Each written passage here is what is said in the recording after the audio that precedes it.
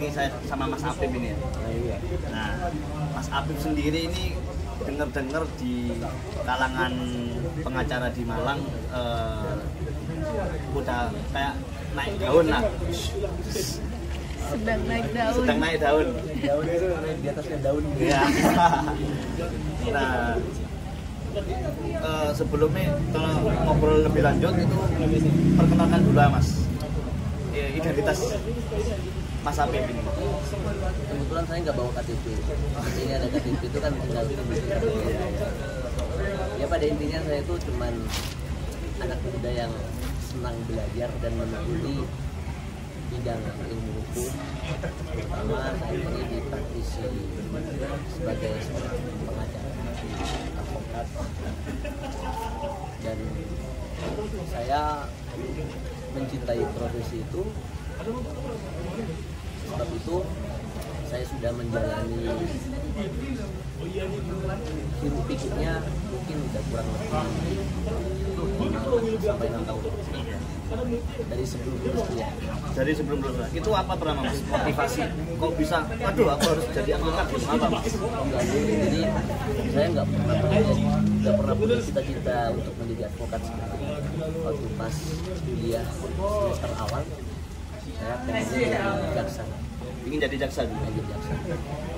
Kuliah di semester akhir semester 5, 6 atau 7 itu saya pengen jadi hakim. Tapi di tahun 2018 dari 2017 bahkan mungkin itu orang tua saya broken home. Jadi terus kemudian itu berdampak pada kesejahteraan saya sebagai mahasiswa pada saat itu. Jadi di Malang ini saya benar-benar kalah kabut untuk bisa memenuhi kebutuhan saya sehari-hari, pensi, makan dan sebagainya. Sehingga itu yang men-trigger saya untuk mau bekerja di bidang hukum. Jadi mulanya saya bahkan bekerja di kantor notaris dulu. Oh dulu sempat di notaris kerja. Sebagai apa itu? Staf ya? Staf lapangan. Staf lapangan. Yang Itu tahun berapa? Itu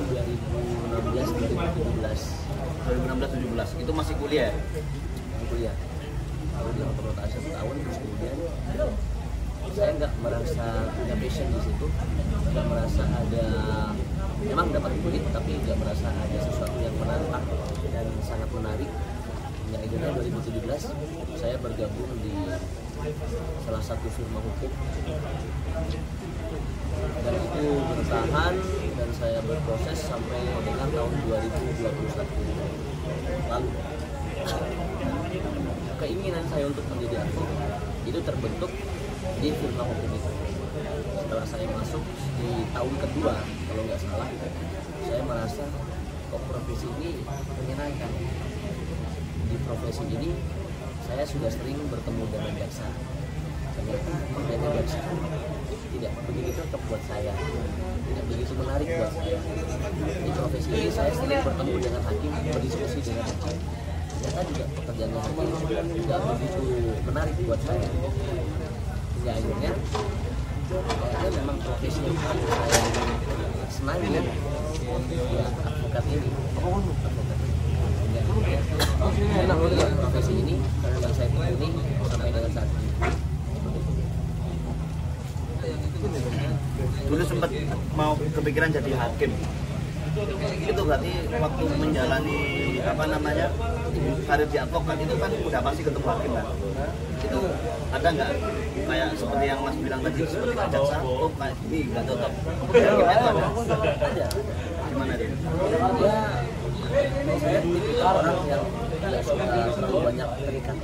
Oh, ketika orang memutuskan diri untuk menjadi hakim, mau profesi hukum yang lain kan memang kita punya kode etik profesi. Terus kemudian karena seseorang itu memutuskan untuk menjadi hakim, maka dia pun harus tunduk pada kode etik profesi. Di mana di salah satu kode etik itu memang dia harus diwajibkan untuk bisa membatasi diri dan bisa untuk mengorbankan hak kebebasannya gitu. Sehingga ya salah satu contoh konkretnya mungkin akan sangat jarang sekali kita melihat seorang hakim kalau malam-malam hari kayak gini nongkrong di kafe seperti ini.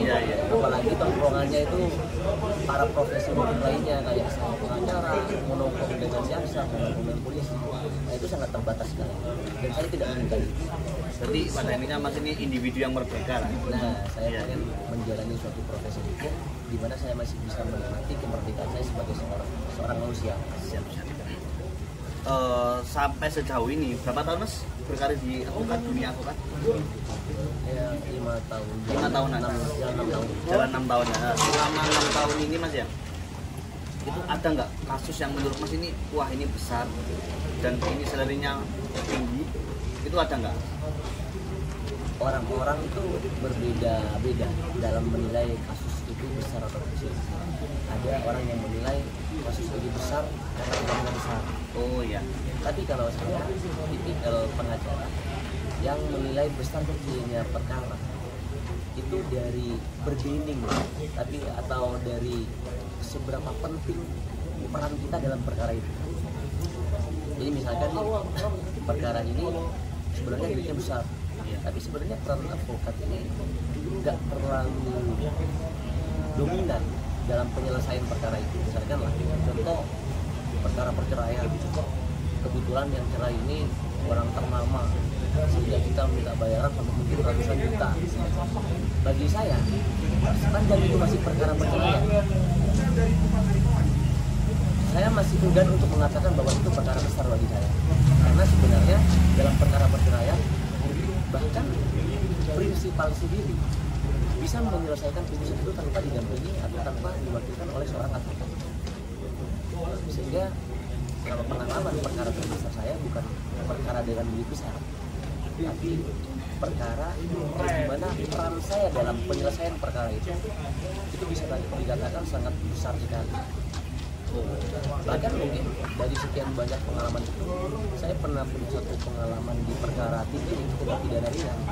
Namanya aja ringan kan, tapi bagi saya sangat besar sekali karena saya bisa membuat terdakwa yang dia itu dituntut atau diancam dengan penjara sekian bulan karena dipilih kan cuma sampai setahun, sekian bulan hingga akhirnya dia bisa bebas tanpa harus di penjara. Jadi peran saya di situ kan sangat vital sekali dan bagi saya itu adalah perkara besar.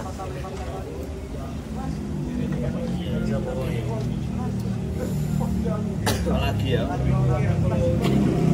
berarti Mas ya, seberapa besar perannya sama, bukan seberapa manfaat atau manfaat kalau tidak dari sisi kemanfaatannya. Peran itu selalu menentukan manfaat. Nah makanya semakin besar peran berarti kan semakin besar manfaat.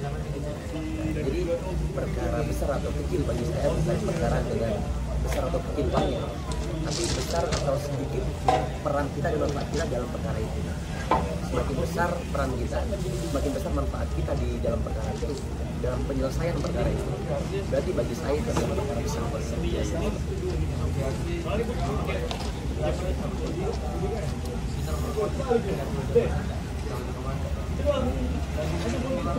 Kira-kira bisa nggak sih Mas pengacara yang berkiprah di luar negeri selain di Indonesia, tapi sekolahnya di Indonesia nih misalnya? Nah, kalau regulasi pengacara di luar negeri dengan sekolahnya di sini itu bisa-bisa aja, tapi kan sama halnya pengacara luar negeri di sini. Jadi setiap negara di mana kita membuat praktek, regulasinya masing-masing. Kita setiap kali mau beracara di negara luar atau negara yang bukan asalnya sendiri, itu ibarat kata harus ada penyesuaian regulasi. Misalkan kayak pengacara luar negeri mau di sini, itu kan harus dengan izin organisasi advokat yang ada di sini. Dan beberapa persyaratan lain yang harus dipersiapkan, sehingga intinya sama, ilmu hukum itu sama-sama diatur, sama-sama dilegitimasi mau di negara manapun. Tapi ketika mau beracara atau mau berpraktek, ada penyesuaian administratif yang harus kita lengkapi terlebih dahulu. Bisa-bisa saja. Sama kayak pengacara luar negeri, mau berarti tidak apa-apa. Cuma kalau di sini pengacara luar negeri kan salah satu syaratnya kan harus tunduk sama undang-undang sini nih. Syaratnya kan tadi harus mendapatkan izin dari beberapa atau dari organisasi advokatnya, dan itu dalam penanganan perkaranya juga dia harus didampingi oleh pengacara yang ada di Indonesia juga. Dia nggak bisa beracara atau berpraktek secara sendiri mandiri, tapi harus didampingi oleh pengacara nasional.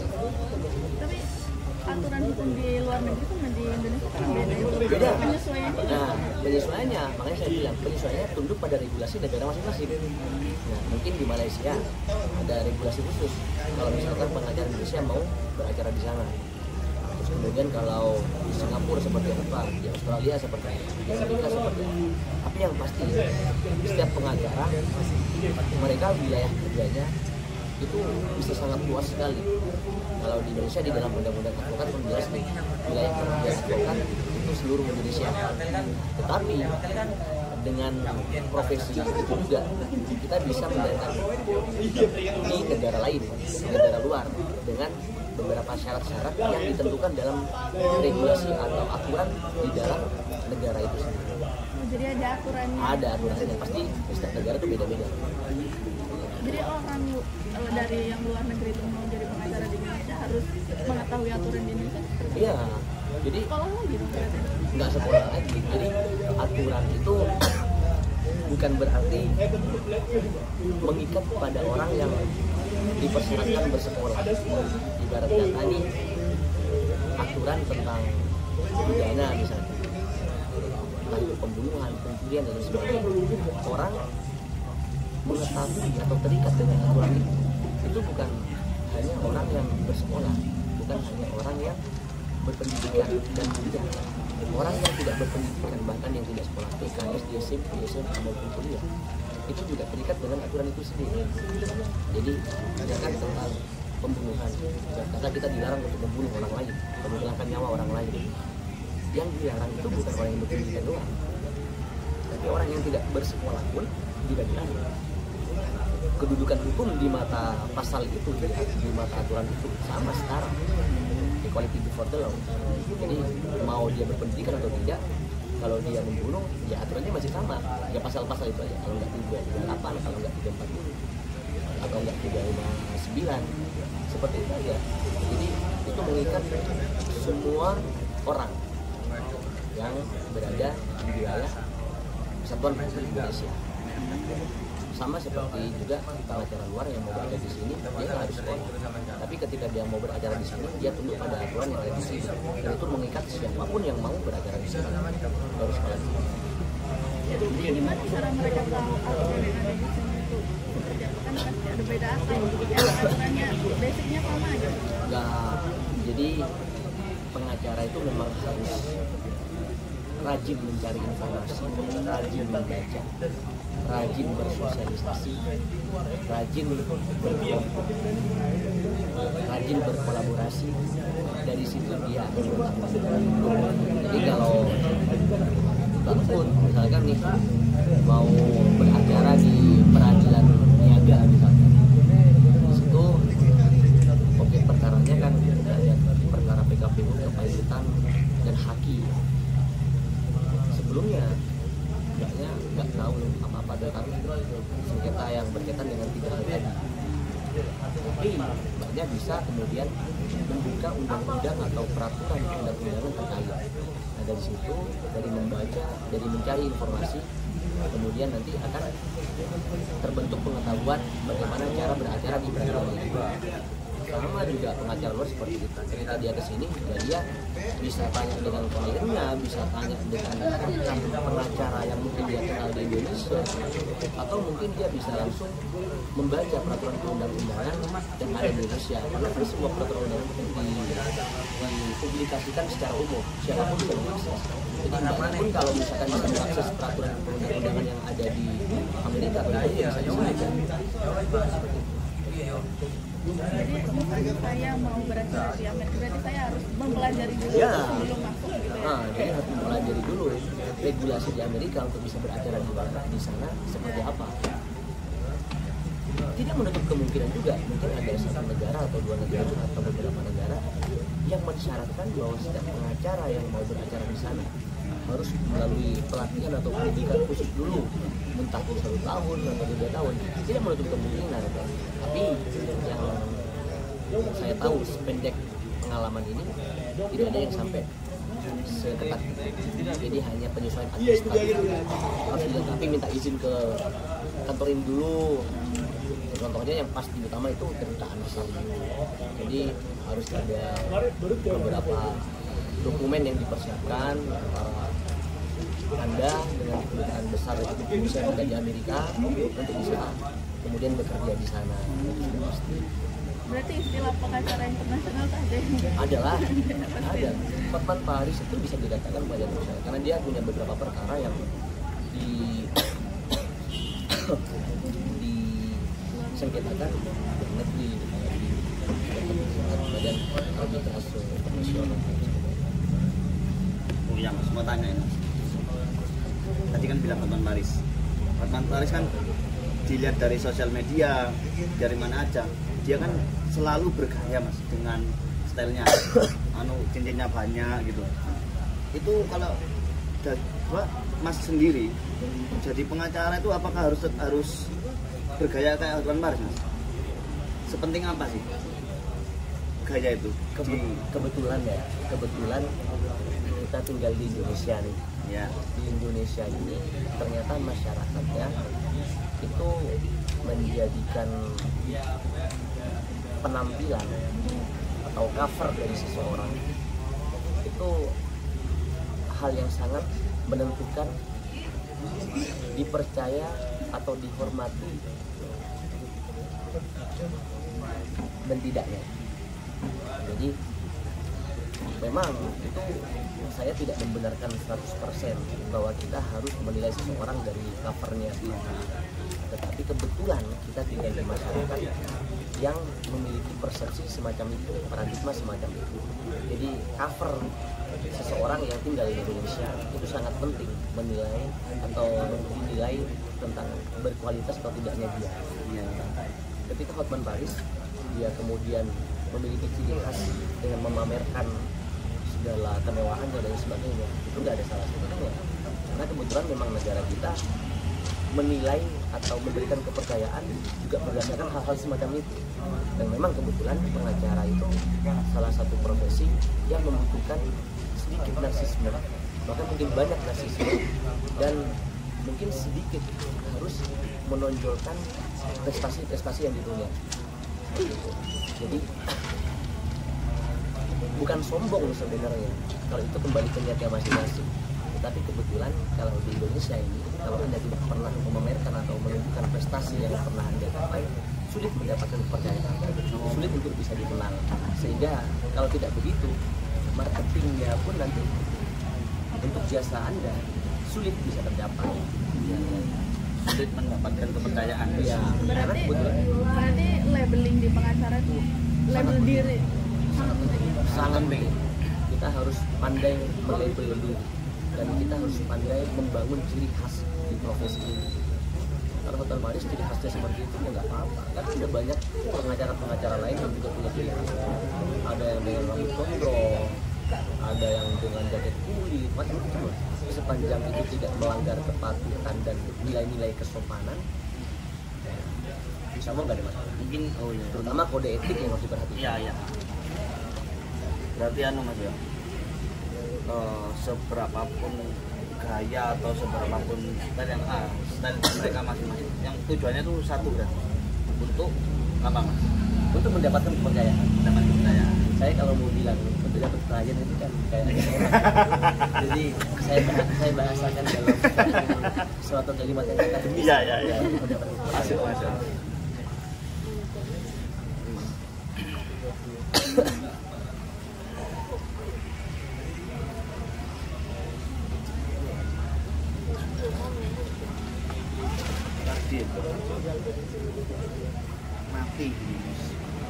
mati ya. Apa lagi? Gini mas, mas kan udah hampir 6 tahun beracara ya di dunia advokat. Mungkin ada nggak motivasi untuk calon-calon sarjana hukum? Jadi mulai dari ada di maba maupun yang sebenarnya lulus. Kalau sudah masuk ke pertanyaan motivasi, itu sudah closing question. Iya. Itu pertanyaan terakhir sudah. Iya, benar-benar. Langsung beneran Iya, ya iya. dah. Apa ya? Buat calon-calon sarjana hukum nih harus ngapain? Mulai sebelum lulus itu harus ngapain sih gitu? Sebenarnya yang bisa memotivasi diri kita sendiri ya diri kita sendiri. Motivator terhebat itu adalah diri kita sendiri. Nah, cuman kalau bicara masalah teknis atau kegiatan yang sekiranya itu bermanfaat untuk para calon sarjana hukum, ya semenjak dia itu menginjakkan di semester akhir semester 5, 6 atau 7, dia juga sudah harus membangun atau membentuk relasi di kegiatan-kegiatan luar kampus yang berkaitan dengan hukum. Bisa dengan organisasi, bisa dengan kantor-kantor hukum, dan lain sebagainya. Jadi pada intinya dia mempersiapkan diri untuk ketika nanti kemudian wisuda, besok harinya dia tidak lagi bingung harus kemana. Jadi bahkan mungkin paginya dia wisuda, sorenya dia udah langsung ada kegiatan. Itu yang diharapkan bisa terjadi pada calon-calon sarjana hukum. Karena apa? Karena kadang-kadang juga banyak orang yang selalu sudah karena dia menganggap sih tak rehat dulu 1 minggu kebablasan karena dia mulai menikmati rehatnya dan rasa malasnya, hingga akhirnya dia malas untuk membentuk kegiatan baru yang itu juga tidak lagi sesuai dengan kebiasaannya dia sebelumnya. Yaitu apa? Sebelumnya pagi kuliah, nah sekarang dia pagi harus ke tempat yang berbeda. Nah itu beradaptasi yang sangat tinggi sekali, sehingga memang harus dibentuk kalau bisa sebelum dia lulus kuliah. Tadi kan ada statementnya Mas bilang kalau semasa kuliah harus memperbanyak relasi. Ya dimulai dari ikut organisasi, ikut kegiatan yang Nah, tapi gimana Mas? Bila mana ada mahasiswa itu terbentur dengan keadaan ekonomi misalnya, dia nggak bisa ikut organisasi sana sini karena dia harus bekerja. Jadi dia meluangkan waktu, kalau nggak kerja, ya kuliah, kuliah. Itu gimana Mas? Itu kan yang terjadi pada saya. Itu yang terjadi pada Mas Apin. Jadi ketika saya terbentur masalah ekonomi pada saat itu, saya coba memilih jual martabak dulu. Keliling di kampus. Jadi di Candi Mendut sini. Nah, di dekat sekarang di Bali itu, di depan itu, saya dulu jualan martabak, namanya martabak Bali. Terus kemudian saya mendapatkan penghasilan di situ, tapi ternyata tidak ada kepuasan. Artinya sebutuh-butuhnya saya pada uang pada saat itu, namun ternyata tidak memberikan saya kesenangan dan ketenangan, karena saya merasa saya mendapatkan uang, tapi saya tidak bisa memanfaatkan apa yang saya pelajari selama ini, yaitu ilmu hukumnya. Sehingga akhirnya apa?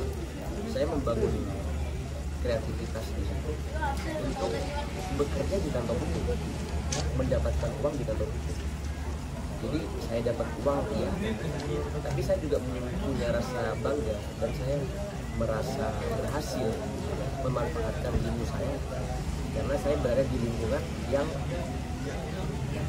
selaras, relevan dengan bidang yang saya tekuni. Jadi teman-teman itu yang sekiranya dia terbentur masalah ekonomi, ya dia bisa melakukan hal yang sama. Dia bisa bekerja, tapi bekerja di lingkungan yang bisa mensupport dan bisa memberikan banyak refleksi terhadap bidang atau disiplin ini yang dia tekuni selama ini. Mas, saya lihat masnya itu kan expert di bidang apa? Perceraian ya. Kalau misalnya ada, iya saya lihatnya aja. Jadi saya mau nanya, kalau misalnya ada istri yang mau cerai sama suaminya, tapi suaminya nggak mau, itu masih bisa diproses apa enggak? Pertama saya harus jelaskan dulu, saya nggak expert di bidang perceraian. Karena kan saya setiap kali dapat perkara perceraian, pasti saya limpahkan ke teman saya yang lainnya. Saya nggak pernah punya ketertarikan yang sangat tinggi untuk menangani perkara perceraian selama itu tidak ada persoalan terkait dengan hak asuh anak dan harta gono gini. Kalau cuma cerai doang tuh saya jarang menangani. Tapi berdasarkan sependek pengetahuan saya, kalau ada istri mau cerai tapi suaminya nggak mau, itu banyak terjadi. Ada beberapa pengalaman dari perkara perceraian yang saya tangani, ternyata si istri menggugat cerai suaminya. Karena apa? Karena cuman suaminya melarang si istri untuk berhenti main TikTok. Jadi beneran ini serius misalnya. Si suami ini nggak suka istrinya main TikTok, sehingga dia menyuruh istrinya untuk berhenti. Si istri pengennya main TikTok terus, sehingga digugatlah si suami ini. Padahal si suami nggak mau. Yang terjadi apa? Yang terjadi perceraian itu tetap terjadi, tetap dikabulkan oleh hakim. Pertimbangannya apa? Karena hakim itu bukan melihat dari besar kecilnya percikan persoalannya, bukan masalah besar kecilnya percikan persoalan. Contohnya masalah cuma larangan main itu kan hal sepele. Jadi hakim tidak menilai itu, tapi hakim menilai dampak dari percikan itu. Jadi meskipun itu korek api sekecil ini, sekecil kuku, tapi ternyata dia bisa berdampak pada kebakarannya satu kampung, itu sama harus dipertimbangkan secara objektif, secara sesuai dengan hukumnya. Begitupun dengan tadi, meskipun hanya larangan masalah kita, tapi ternyata berdampak pada pertengkaran yang luar biasa sampai ada KDRT-nya. Jadi hanya karena perselisihan pandangan tentang main TikTok dan tidak main TikTok, sampai ada KDRT. Hingga akhirnya apa? Perceraian tetap terjadi. Karena secara hukum yang dipandang penting itu bukan tentang percikan atau tadi korek apinya, tapi dampak dari yang dihasilkan oleh korek api itu sendiri. Kalau membakar sekampung ya secara hukum ya harus diperhitungkan sekampung itu bukan korek apinya. Itu pun yang terjadi di perkara perceraian. Ada juga itu salah satu, ada juga nih pengalaman yang lain. Si suami tidak mau cerai sama istrinya karena si suami menganggap masalah itu masalah sepele. Ternyata persoalan itu adalah terkait dengan perselingkuhan. Satu waktu si perempuan ini menuduh suaminya berselingkuh. Ini di muka persidangan. Suami saya berselingkuh, majelis hakim. Kemudian si suami membantah, saya nggak pernah selingkuh. Terus kemudian si istri menjawab lagi, bohong, buktinya itu foto sama perempuan apa? Si suami itu menjawab, apa tahu? Dia jawab, oh itu bukan selingkuhan saya, itu saya beli. Itu saya beli. Jadi bagi si suami, beli dengan selingkuh itu beda. Dan suami merasa kalau beli itu hal yang lebih sepele daripada berselingkuh. Sama saja kalau kita bicara masalah unsur perselingkuhan itu sama saja. Dimana kita di belakang pasangan kita yang secara resmi itu dengan suatu kebohongan dan atau ditutupi kebenarannya, kita melakukan suatu hubungan lain dengan orang lain, sehingga dari hubungan itu bahkan bisa dikonotasikan adalah hubungan yang tidak sepatutnya dilakukan, misalkan sampai berhubungan suami istri. Itu kalau dari unsur perselingkuhan yang masuk perselingkuhan. Cuman kan mungkin si suami dia menafsirkan perselingkuhan itu dengan makna orang pada umumnya.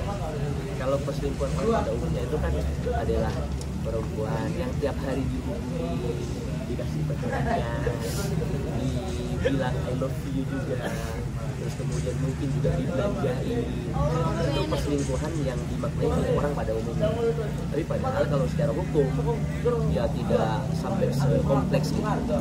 Anda berhubungan dengan perempuan lain, apalagi sampai sperma, suami istri, apalagi sampai keluarnya sperma agama dan sebagainya itu sudah positif. Atau kalau di KUHP ada pasal 284 tentang perzinahan. Kasus perceraian non muslim itu kan katanya Pak Didi harus ada pertengkaran yang berturut-turut selama 2 tahun. Tapi apakah itu memang harus nunggu sampai 2 tahun kalau perselingkuhan? Itu ini ya, itu aturan bakunya seperti itu. Cuman kembali lagi kita harus melihat secara dasainya itu senyatanya selama ini pertengkaran meskipun tidak 2 tahun, bahkan mungkin baru 1 hari, tapi 1 hari itu ternyata sampai ada KDRT dan sebagainya, itu bisa saja dipertimbangkan oleh hakim untuk diputuskan. Cuman harus digarisbawahi memang dalam perceraian non muslim itu lebih kompleks penanganannya daripada yang muslim, karena beberapa perkara yang sudah ditangani yang muslim itu kan hakim selalu berpandangan dalam satu kitab Nasrani misalnya, apa yang dipersatukan oleh Tuhan tidak bisa dipisahkan oleh manusia. Itu yang selalu menjadi pegangan oleh hakim, sehingga harus benar-benar dia menilai fakta itu tidak sembarangan. Layak tidaknya dia diceraikan atau tidak, itu selalu menjadi momok bagi hakim, dengan dia berpersepsi atau dia berprinsip pada bunyi Alkitabnya tadi. Jadi lebih kompleks kalau dulu. Dulu saya pernah dengar itu ada orang muslim sama non-muslim itu bisa disahkan pernikahannya di Indonesia. Gimana caranya kan? Itu kemarin itu kalau nggak salah putusan pengadilan negeri Surabaya. Iya. Itu memang ada satu sengketa yang diajukan oleh para calon mempelai ini yang berbeda agama. Cuman harus memang itu diperbolehkan tuh ya, setelah diperbolehkan. Cuman sebenarnya tidak, kalau saya dalam sudut pandang pribadi dengan saya memaknai peraturan undangan yang ada di negara ini, itu nggak bisa sebenarnya. Karena kalau tidak salah di pasal 1 Undang-Undang 1/2004 itu kan jelas bahwa perkawinan itu tidak sah karena dilakukan berdasarkan atau ketentuan menurut keyakinan agama masing-masing. Sekarang kita dari bunyi pasal itu harus kembali pada aturan keyakinan kita sebagai seorang muslim. Apakah diperbolehkan? Terus kemudian kita menikahi orang yang ada berkeyakinan dengan kita atau tidak seagama dengan kita. Itu kan ada beberapa unsur-unsurnya juga. Mungkin ada beberapa sejarah yang menjelaskan itu pernah terjadi di zaman-zaman dulu. Tapi ada juga yang ulama melarang itu karena ada beberapa bukti dari ayat Al-Quran bahwa menikahi perempuan beriman itu jauh lebih baik atau memang kita dikatakan untuk menikahi perempuan beriman. Kalau tidak salah ini seperti itu. Sehingga kalau misalkan dalam ketentuan agamanya itu maka seharusnya kan pasal 1 tentang perkawinan itu sendiri kan tidak terpenuhi unsurnya. Ketika tentang unsur perkawinan dalam pasal 1/74 itu tidak terpenuhi, maka apakah terus kemudian pernikahan itu bisa dikatakan sah? Itu yang harus menjadi kajian bersama.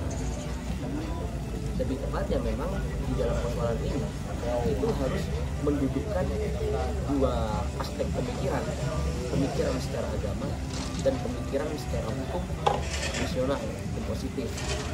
Dari situ tentu akan sangat berkorelasi, sebab dari pasal 1 Undang-Undang Perkawinan sendiri yang tadi itu dia menitik beratkan pada satu pandangan keyakinan, satu pandangan agamanya, jadi nggak bisa dipisahkan.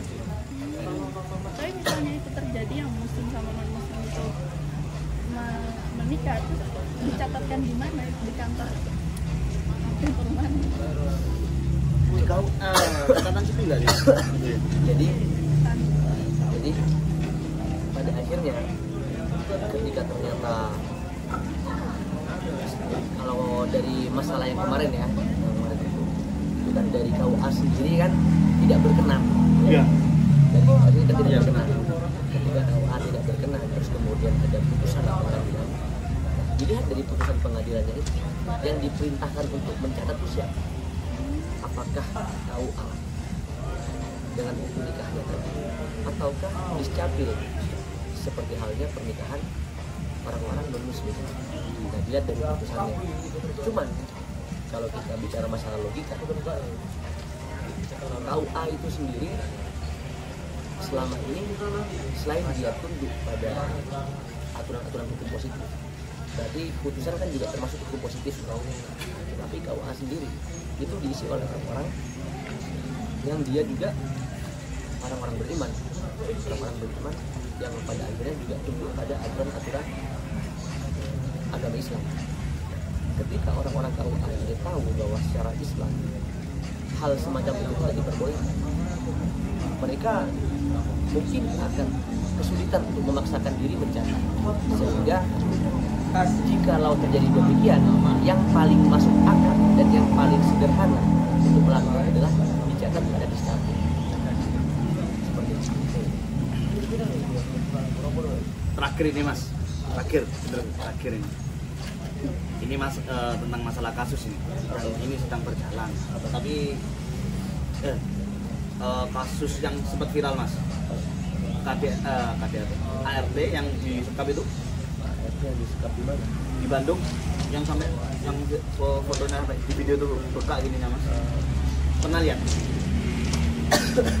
Belum sih. Tapi kemana? Coba aja ceritanya. Ya intinya dia itu disekap sama apa namanya, majikan namanya. Ya kalau ART berarti ada majikannya. Majikannya, lah itu dia itu menyekap berhari-hari Mas. Di sana tuh dia ya dipukuli, ya intinya dianiaya lah. Nah, itu Mas kan pengacara nih, sudut pandangnya Mas dari pengacara sendiri itu gimana Mas? Melihat ART yang dibutuhkan, yang dianiaya Mas, dan disekap itu. Jadi pengacara itu kalau bicara masalah pandangan pragmatis ya, dan yang banyak dianut oleh banyak pengacara di Indonesia, kita membela yang bayar. Jadi dilihat dulu pengacara ini dia dibayar oleh siapa? Dia dibayar oleh majikannya atau dia dibayar oleh ART-nya? Artinya kliennya dia tuh siapa? Kliennya. Kalau kliennya dia ART-nya, lah saya akan mengatakan itu penganiayaan berat sampai mengakibatkan luka-luka berat yang berdampak pada kemampuan menjalankan kegiatan sehari-hari. Iya. Tapi kalau saya bicara tentang majikan, saya harus lihat dulu duduk persoalan yang sebenarnya seperti apa. Jadi ada satu kutipan pemikir hukum di Indonesia, kebenaran itu harus tunggal. Kebenaran itu harus tunggal. Artinya kalau memang si majikan ini salah, ya memang harus kita tetap mengatakan, atau kita tidak boleh mengatakan dia tidak bersalah. Kita harus tetap mengakui kesalahannya. Tapi secara mantik, ya, secara terang-terangan. Artinya apa? Pengacara itu harus melihat dari sudut pandang yang lain, di luar hukum. Misalkan sosiologis, psikologis, terus nilai-nilai atau norma-norma sosial atau keagamaan. Kita mencari celah di situ. Kira-kira ART ini sampai disekap itu karena apa? Karena alasan apa? Apakah ART ini disekap karena memang dia sebelumnya berlaku kasar terhadap anak-anaknya, atau karena ART-nya ini suka mencuri, atau ART-nya ini mengancam hal-hal yang mengkhawatirkan atau yang membahayakan terhadap majikannya? Itu semua harus dipertimbangkan. Jadi kalau ditanya bagaimana sudut pandang orang pengacara, tergantung siapa yang bayar atau tergantung siapa klien kita. Ini kita bicara masalah pragmatis lah. Iya. Tapi kalau sudah kita tarik dalam sudut pandang secara kemanusiaan, di luar persepsi pengacara yang seperti tadi, maka ya, kita harus tahu bahwa kejahatan tidak pernah menjadi izin untuk kita melakukan kejahatan yang lain. Artinya kalau untuk ART itu melakukan suatu kesalahan, itu tidak akan pernah bisa menjadi izin untuk kita melakukan kesalahan yang lain. Pak Tongat pernah juga berkata seperti itu. Jadi dalam asas hukum pidana itu kejahatan tidak pernah menjadi izin untuk kejahatan yang lain. Kamu membunuh adik saya, itu bukan berarti memberikan izin untuk membunuh kamu. Jadi itu kalau dilihat dalam perspektif kemanusiaan sangat-sangat baik. Terus dibaca sih mas. Makasih loh mas ya. Sama-sama.